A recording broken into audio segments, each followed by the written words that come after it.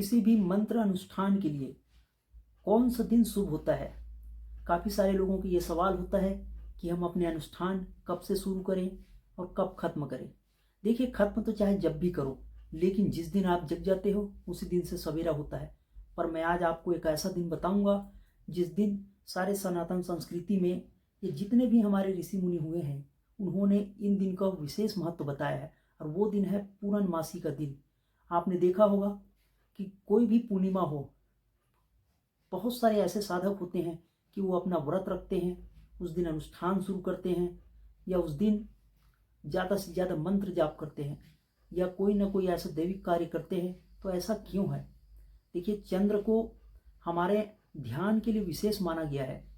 कोई भी व्यक्ति अगर पागल खाने में जाके पता करे कि किसी व्यक्ति का माइंड या उनका बुद्धि सबसे ज़्यादा तीव्र गति से अगर चलता है, या विक्षिप्त हो या फिर अच्छे के लिए हो, तो वो होता है पूर्णमासी का दिन या सूर्य ग्रहण का दिन। पर आज मैं आपको बातें बता रहा हूँ पूर्णिमा का दिन का। तो हमें महीने में एक दिन पूर्णिमा का दिन आता है। काफ़ी सारे लोग पूर्व व्रतधारी भी होते हैं। तो इस दिन अगर आपने मंत्र अनुष्ठान शुरू किया तो आपको विशेष लाभ होगा। इसका पीछे कारण इतना सा है कि इस दिन चंद्र हमारे मस्तिष्क को विशेष प्रभाव देता है, विशेष बल देता है और विशेष पुष्टि देता है। आपने भी सुना होगा कि कोई भी जीव अगर धरती में उतरता है तो चंद्र के किरणों के द्वारा उतरता है, या आपने ये सुना है कि देवताओं के रात और दिन होता है। तो जो हमारा शुक्ल पक्ष है और हमारा जो कृष्ण पक्ष है, ये उनके लिए एक रात और एक दिन के बराबर है। यानी 15 दिन का उनका रात्रि कृष्ण पक्ष में, और जो शुक्ल पक्ष है उसमें 15 दिन का दिन। तो इस दिन भी हमें देवताओं को विशेष कृपा मिलती है।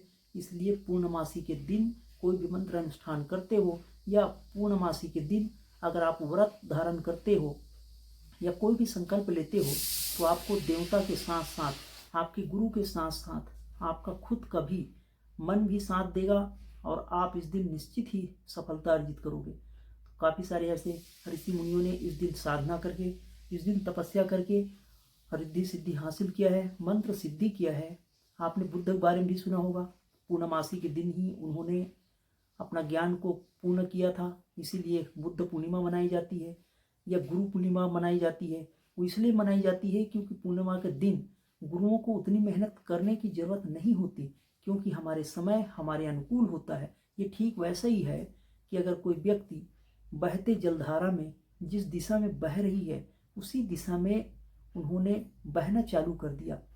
यानी अगर आपका मन शांत है उस समय कोई भी काम करोगे, चंद्र का देवता आपके साथ है। आप बाहर ना समझा करो, अगर आपने अपनी शक्ति को अर्जित करना है तो हमारे अंदर की बात है। मतलब प्रकृति में जो घटना घटती है हमारे अंदर ही घटती है।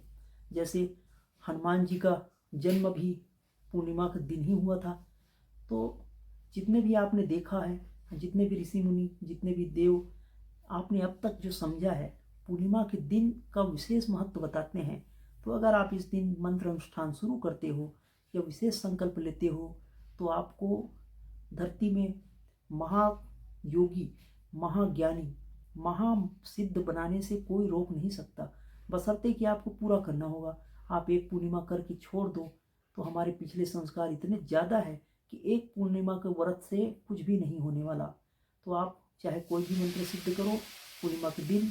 जैसे आपने फिल्मों में भी देखा होगा कि फिल्मों में भी पूर्णिमा के दिन देव प्रकट होना, परियों को प्रकट होना, या कुछ विशेष घटनाएं बताना, अमावस्या के दिन, सूर्य ग्रहण के दिन या पूर्णिमा के दिन।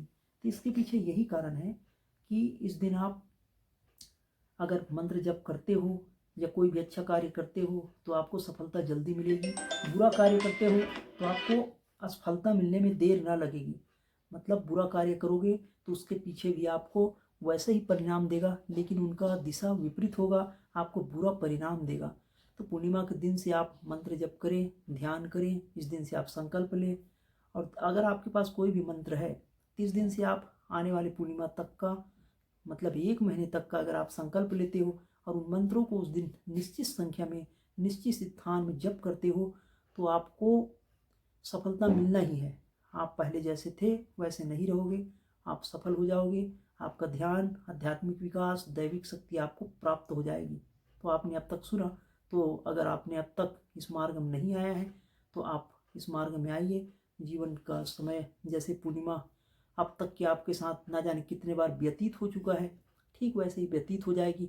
और सारे पूर्णिमा में सबसे श्रेष्ठ पूर्णिमा का व्रत होता है गुरु पूर्णिमा का व्रत। तो इस दिन आप जैसे शिव भक्त शिवरात्रि को तपस्या करते हैं, कृष्ण भक्त जन्माष्टमी को, तो सारे गुरुओं के गुरु, सारे धरती के सारे महापुरुष कहीं ना कहीं से उनने ज्ञान अर्जित किया है। तो वो सबसे श्रेष्ठ दिन होता है, वो गुरु पूनम का दिन होता है। जैसे हनुमान भक्त हनुमान जयंती को चैत्र की महीने में जो पूर्णिमा आती है उसमें अपनी साधना करते हैं। तो आप अगर आसानी से सफलता चाहते हो और सबसे श्रेष्ठ दिन अगर चाहते हो तो वह है गुरु पूर्णिमा का दिन। तो इस दिन आप निश्चित ही व्रत रखो।